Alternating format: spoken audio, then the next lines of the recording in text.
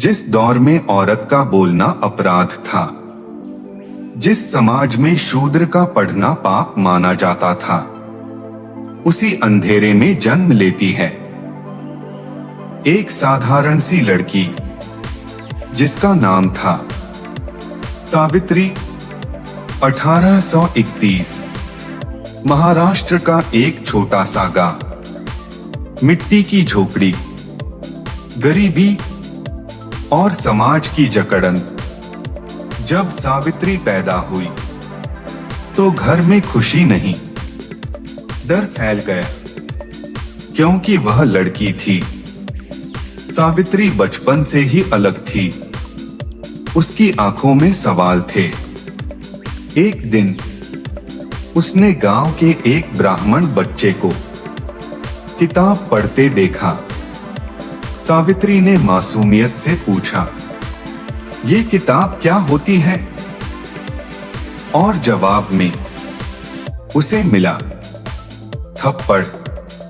अगर आपको यह कहानी सिर्फ कहानी नहीं, बल्कि हमारे समाज का सच लग रही है, अगर आप चाहते हैं कि बहुजन इतिहास, बहुजन महापुरुष और बहुजन संघर्ष सही रूप में सामने आए, तो इस बहुजन सपोर्टर चैनल को अभी सब्सक्राइब कीजिए, क्योंकि यह चैनल मनोरंजन के लिए नहीं, जागृति के लिए है।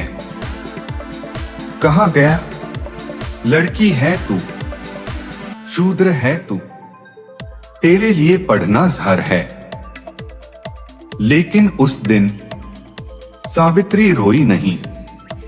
उस दिन उसके अंदर एक आग जल गई। कुछ साल बाद, कम उम्र में सावित्री की शादी हो जाती है। उसका पति था ज्योतिराव फुले। यह शादी एक आम शादी नहीं थी। शादी की पहली रात ज्योतिराव ने पूछा, क्या तुम पढ़ना चाहती हो? सावित्री डर गई, धीरे से बोली, औरत को पढ़ने की इजाजत नहीं। ज्योतिराव मुस्कुराए और बोले, तो हम इजाजत नहीं, इतिहास बनाएंगे। उस रात सावित्री ने पहली बार किताब को छुआ। उसके हाथ कांप रहे थे, लेकिन उसकी आत्मा मजबूत हो रही थी। उसे नहीं पता था कि आगे उसके रास्ते में गोबर होगा, पत्थर होंगे, गालियां होंगी, लेकिन इतना तय था, अब यह लड़की रुकने वाली नहीं थी। यह तो सिर्फ शुरुआत थी।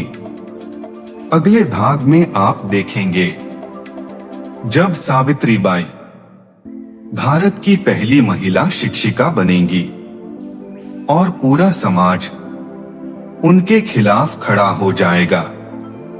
पार्ट 2 देखने के लिए चैनल को सब्सक्राइब करें और वीडियो को शेयर करें, क्योंकि यह कहानी हर बहुजन तक पहुंचना जरूरी है।